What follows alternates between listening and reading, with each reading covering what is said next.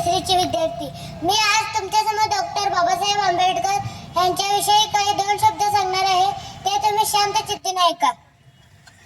कोणी म्हणतात भीमराव, कोणी म्हणतात बाबासाहेब, आजही आहे या महामानवाचा सर्वांच्या मनावर ताबा।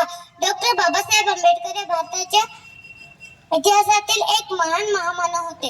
त्यांचा जन्म 14 एप्रिल 1891 रोजी महुआ येथे झाला। त्यांचे पूर्ण नाव भीमराव रामजी आंबेडकर असे होते।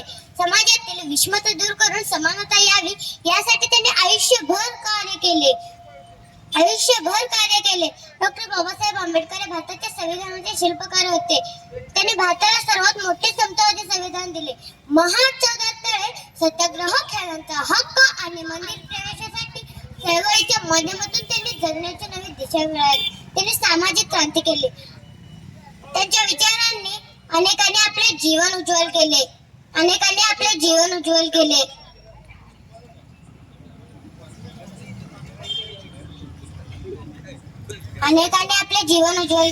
सहा डिसेंबर 1956 रोजी डॉक्टर बाबासाहेब आंबेडकर यांचा महापरिनिर्वाण झाले। डॉक्टर बाबासाहेब आंबेडकर हे आपल्या सर्वांसाठी प्रेरणास्त्रोत आहे। जाता एवढं सांगेन की सर्वसामान्याचे